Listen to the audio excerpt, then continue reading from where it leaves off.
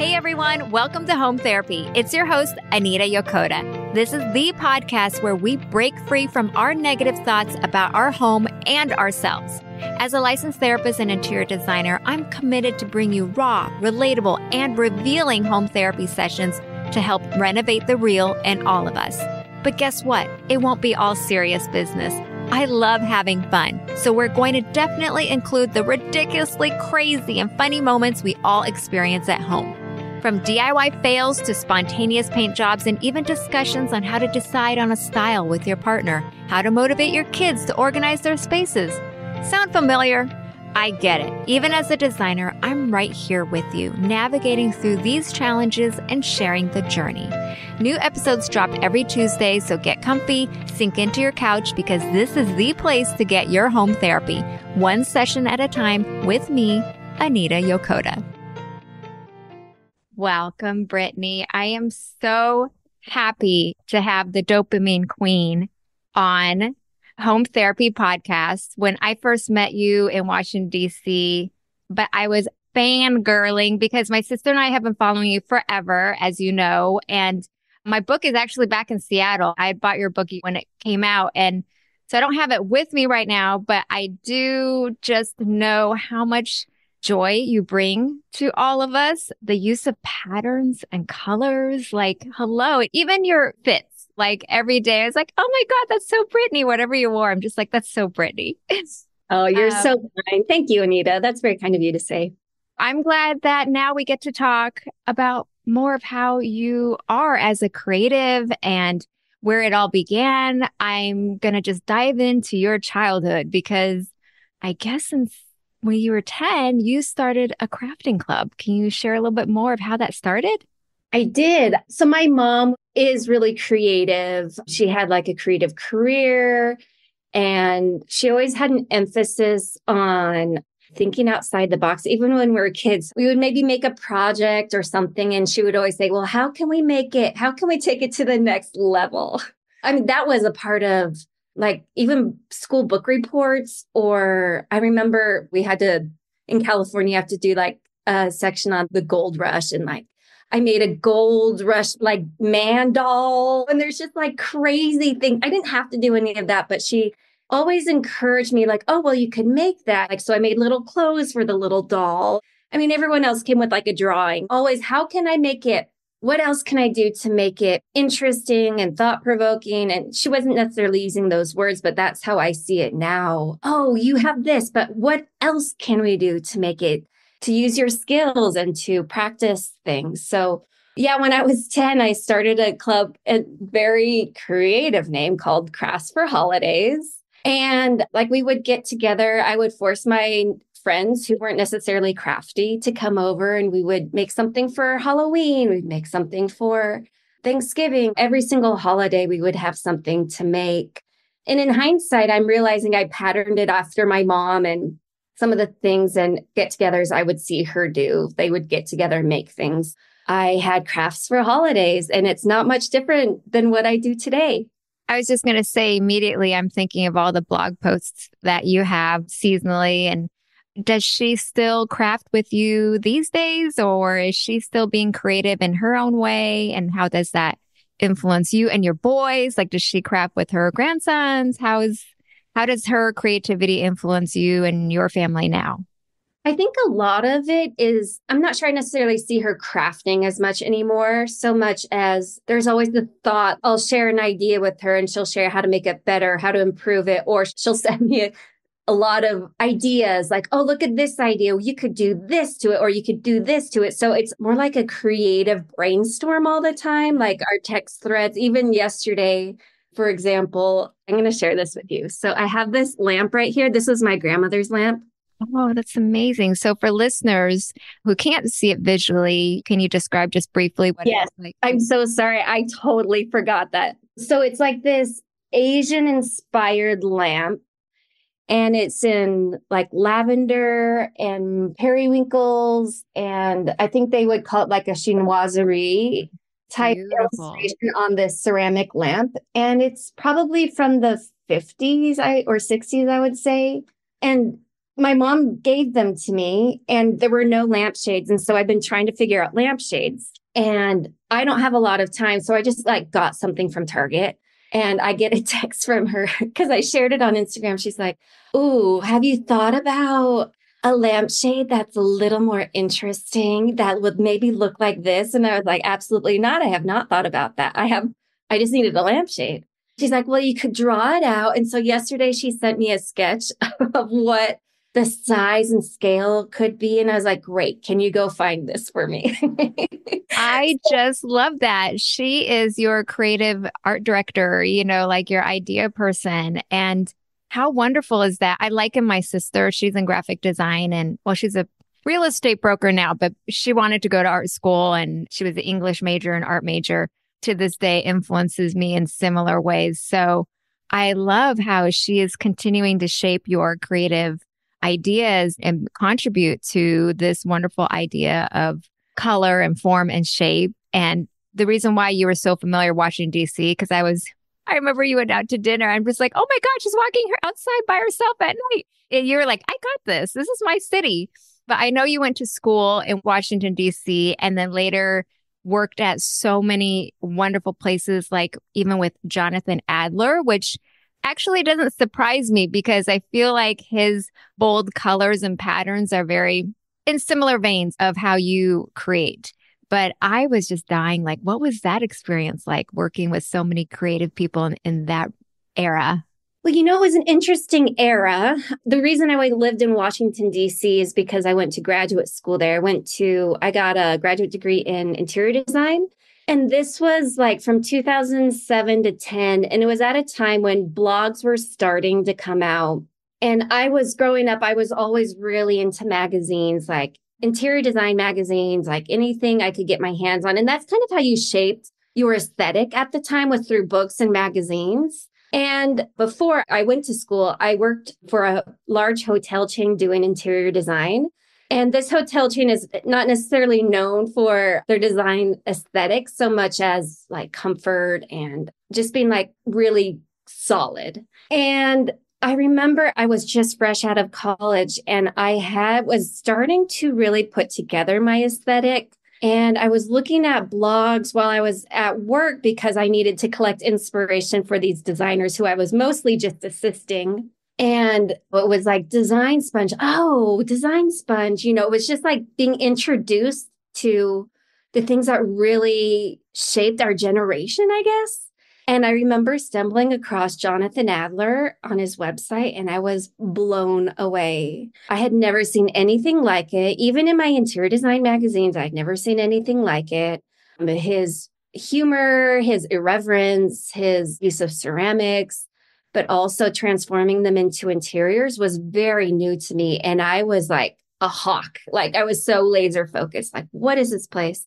And I realized, oh, you can be fun and you don't have to take yourself seriously, but it can also be beautiful. And I kept that with me for a while until I was in grad school and I was looking for internships. And during spring break, while everyone was gone, I was in the computer lab. I spent the whole week in the computer lab researching where I wanted to intern and then sending out applications. I sent out like over 50 applications all across the United States.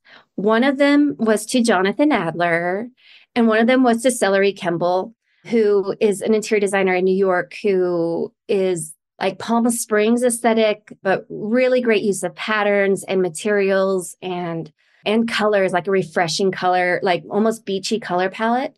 And so I sent them there and they were the only two that I heard back from. I got them. And so I said yes to both. And then I worked 3 days at one and 2 days at the other. But they were so instrumental in shaping my view of what interior design is as a profession, but also how to create two entirely different aesthetics. And also what is my aesthetic in all this madness. It was so foundational for me. And I kind of took bits and pieces of both aesthetics and grew upon the one that I identified growing up, which is more like in my roots and my mom's aesthetic and like this whole mesh of a bunch of aesthetics. And it was so impressionable to me. So I really value that training I got. I definitely see a different inspiration from these pivotal people in your life. Even the wall that behind you, there's pattern on pattern. And something that I really admire what you do is you're able to layer patterns and colors and shapes and forms and have it be so cohesive. I know there's going to be listeners that are going to be like, I love it so much, but how do I do that at home? Do you have a few pieces of advice that how do we start in even like I love when there's two contrasting wallpapers in a room, but sometimes I just get a little overwhelmed and I spend hours. It doesn't come super natural to me, even though I love it.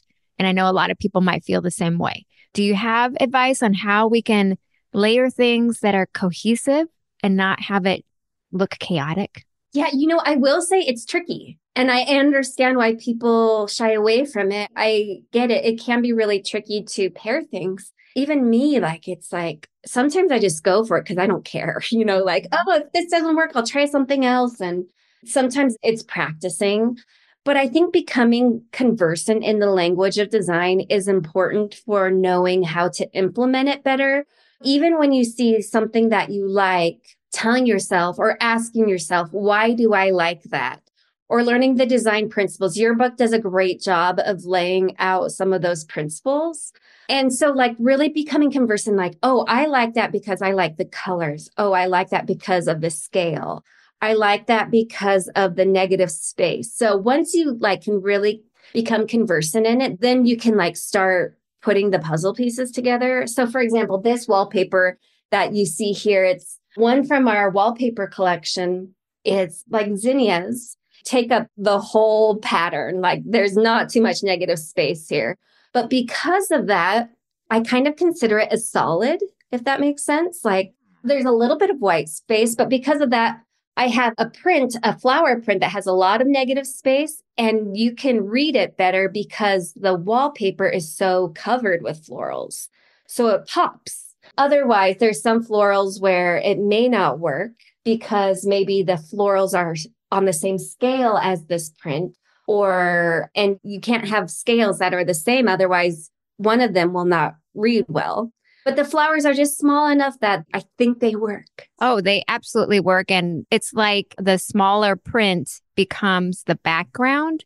And then you find something bolder or more prominent as the foreground. I really love how you're pointing that out. And it's very similar to having two rugs in the same room. Those living room, dining room combination rooms. A lot of times I'll put a rug in the dining room and the living room, but it's kind of similar where one could have a smaller print and then the other maybe a bolder pattern. Basically balance is what you're saying. And also something I'm taking away from you is not overthinking, the experimenting part as a creative.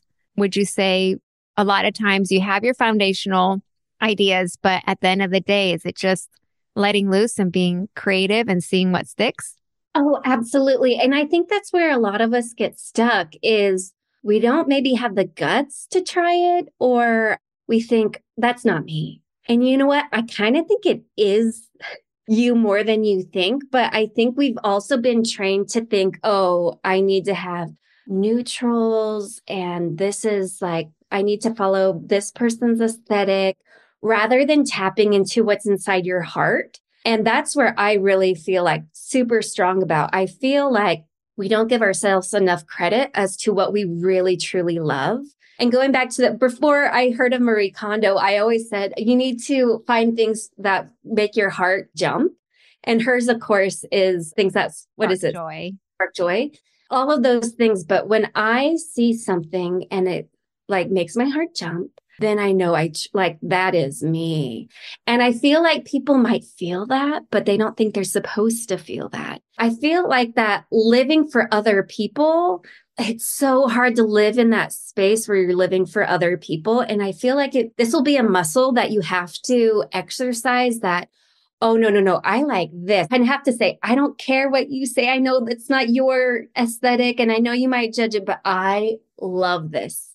It's so hard to do, especially when you've spent your whole life trying to fit into a box that you think you're supposed to be in. But who says you have to fit into that box? Like, I don't expect you to have the same aesthetic as me, and so on and so forth. So I think experimenting is a big part of it, but I know that also can be expensive. So like, yeah, this wallpaper doesn't work. And that's a big expense. And so I realize and I understand why it's hard. Yeah. Sustainability too. You know, you don't want to be overconsumption and things like that. I think it's really just finding your smaller areas of experimenting. As a therapist, I'm always thinking of cognitive behavioral therapy, but like all or nothing thinking, limiting beliefs, you know, negative beliefs about ourselves in our home. Everything you've just spoken about made my heart sing because that's really what we want to use our home for. Like when I see your home, my dopamine level is like, I can't tell you, Brittany, I get so many hits when I go on your Instagram or go on your blog because I love that color. I love that pattern. Now, I'm going to be honest. I'm a little more intimidated to do it all, but I have to say, you're going to be proud of me. This year is my year to really go all out on it. And I love your feedback. But yes, like you are, to me, dopamine decor expert. And I'm just curious, what is your favorite color? Or do you have several? But when you say what makes you happy, are there colors or patterns that you just time and time again go back to? Oh, absolutely. And I do have to say, I don't think I'm choosing and gravitating towards things because they're like, oh, that color is known for happiness. So therefore I love it. Or no, it's just you. It's just like I'm naturally drawn. I love yellow. I love pink. I love red. I love green. I'd say I'm mostly attracted, and I have been for a while, to yellow, which is naturally known as a color of happiness, you know, the color of the sun, the color of bright flowers. Like I see it and my brain goes to, oh, I could pair that with this. I love the pairing of colors. I love the story that pairing colors create. I love a yellow with a brown. Which interesting. I always love like a bright color with like I call it a grounding color. So yellow with a brown or a pink, even a pink with a brown is so like, or like a neutral, like I think of this beautiful rattan color, like I like bright colors with groundings. And just like, how can the unknown of pairing these colors is also very exciting. And finding a color combination that works is like mind blowing to me. I'm just curious, what sign are you? Astrology. A Gemini. Okay, that's awesome. I just love talking astrology. Tell me, do you see some of your Gemini coming out in your work? I don't know too much about astrology other than like what I see when I'm scrolling through Instagram. Oh, Geminis are like this. I know it's the twins, and I'm guessing because I don't know too much, it's like a pull of two different. Yeah, like there's two sides of your personality, and you would think I would know it by heart, but yeah, I was just curious because that's just always a fun question to ask. Well, yeah, I think in that way, now that I'm thinking about it more, I am totally a Gemini.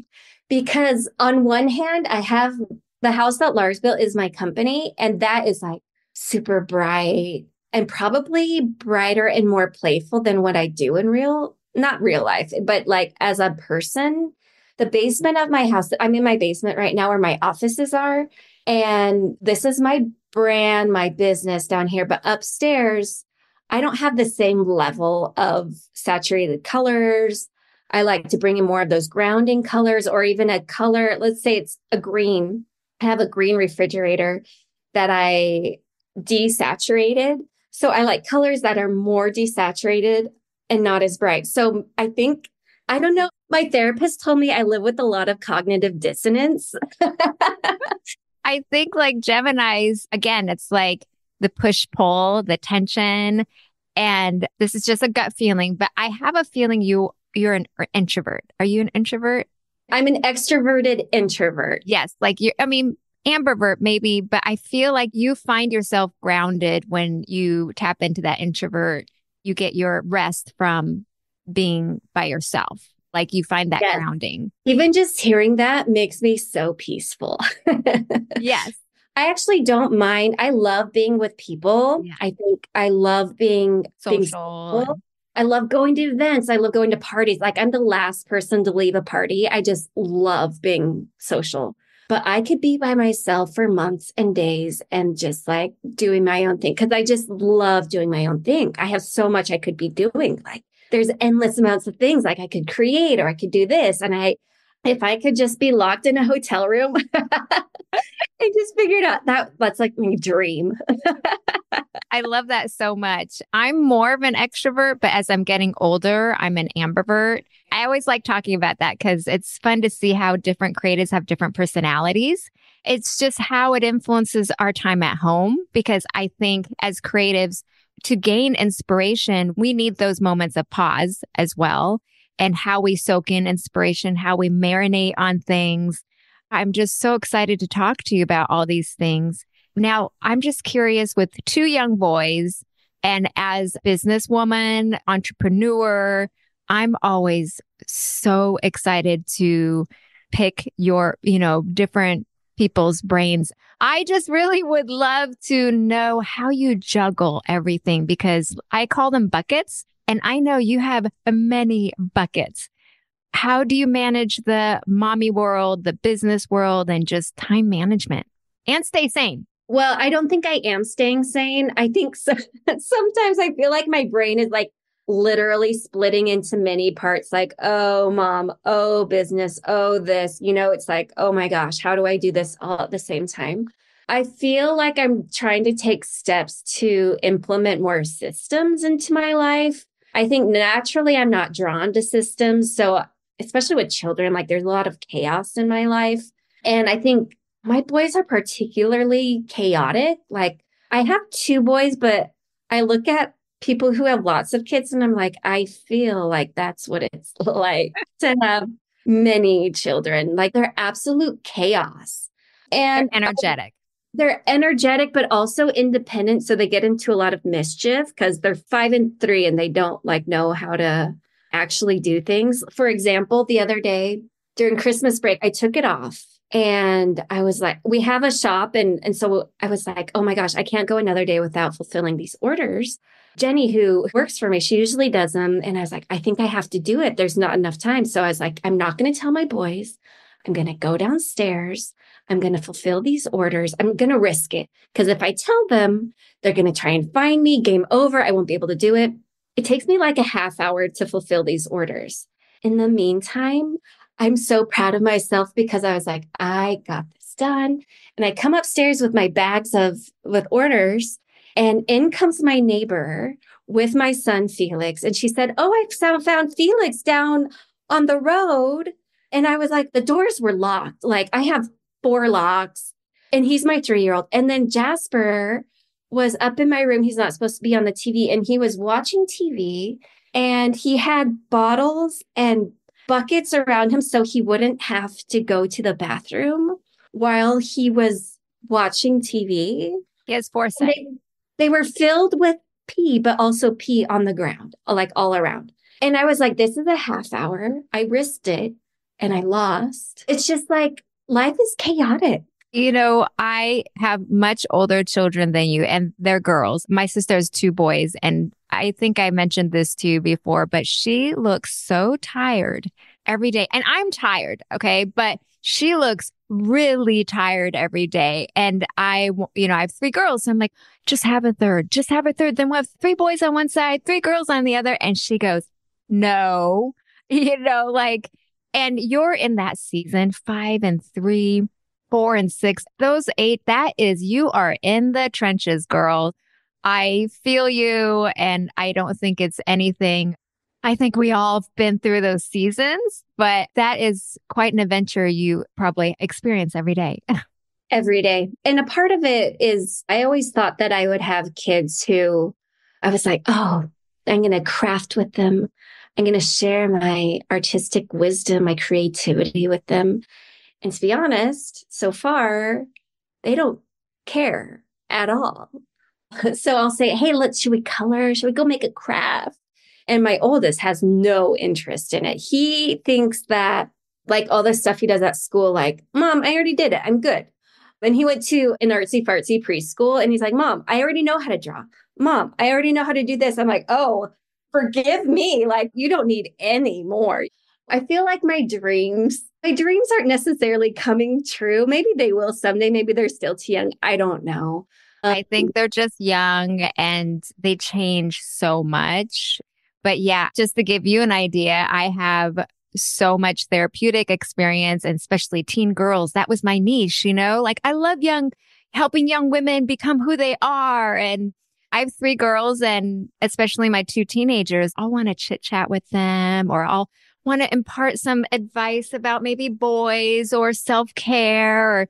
And they're like, no, like just don't even breathe. Just don't even I walk down the stairs and the eye rolls begin. And I'm like, I didn't even talk to you. I haven't even talked. I think parenting is it's all relative and the different seasons. But I just really admire how in the midst of everything, you are just doing amazing work. And I wanted to let you know that you inspire so many people just like me every day. Anita, that's so kind of you. Oh, gosh. I totally mean it. So I thought maybe we would just end with one more question. Do you have a question for me? Oh, I would love to know how your podcast is going. You know what? I am having so much fun. It is, as you know, as a creative, we're not necessarily the best. This is a generalization. I'm just going to talk about myself. I am a total creative when it comes to time management, maybe finances, the very nitty gritty stuff. I'm not the best at, but of course, with my creative vision and things, I'm very perfectionistic, right? You just want things. It just has to hit right for me. But with a podcast, what I love, it's not necessarily a visual mode, right? But I've decided that I love the experience of talking with other creatives or interesting people because you learn so much from 30 minutes. And I crave that interaction and that interface. I'm enjoying it immensely. It's just been so fun. Well, I think it's such a great niche because the home interior design, it really is so focused on your well-being. And I think that's something that we don't give enough credit to, the things you surround. And I always say this, the things you surround yourself have so much impact on how you feel. And going back to what we were talking about earlier about how, you have to live with, I think you should live with things that really make your heart jump. And if you don't, I just feel like you're not being your true authentic self. You're just living for somebody else. And what if you lived in a place where you were inspired by, I feel like things have a life in them. Not to get too kumbaya, but I feel like this is the place. Yeah, I mean, I guess so, right? I feel like everything that you bring into your home that you relate to, that sparks that joy, has life in it. And if you bring all that life into your surroundings, you will be inspired. You will live better. And part of our mission at what we do is the house that Lars built is to encourage people to make things with your hands. Because when you make things with your hands, you live a deeper life. There's soul in making things, but I think there's also soul in things and in things that inspire you. And things can be cold if they don't mean something to you. Things can be sterile if they don't mean things to you. So I think filling your home, your life, your surroundings with things that mean something to you is so important. And I really think that you're doing such a great work in encouraging people to tap into their brains and tap into their hearts with design. I think it's such a lovely thing. Thank you so much. That means so much to me that it's coming from you. This is a dream come true. And honestly, I know being a therapist for 20 years was not a waste. There was at some point, I'm like, was it a waste? And I'm so glad I hung on to my license. There's just a purpose and intention for everything. And how I love piggybacking what you're saying is it's just that energy, being intentional in our own homes, in our way, in our authentic way. And there's a vulnerability to that. And so being willing to be vulnerable and succumbing to that vulnerability, I think that's where true creativity is born. Thank you for being on with me. This was so lovely. I hope you can come back someday and we can talk more. I would love to talk more. Like this is such a passion of mine to talk about these things. I feel very honored to be one of your first guests. Thank you for having me. Thank you so much.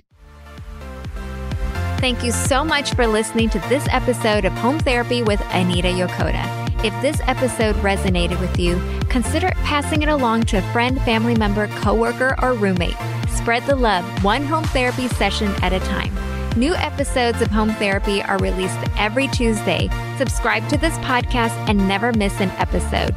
To leave a rating or review of the show, head to Apple Podcasts and let me know what you think. I love hearing from you. Not to mention, you can stay in touch with me throughout the week, seeing behind the scenes info and sneak previews of upcoming guests by subscribing to my website, anitayokota.com. All information about today's show and guests will be linked in the description of this episode. Thanks again for listening. I adore our time together so much, guys. Let's keep our intentions focused and calm. And as always, use your home as therapy.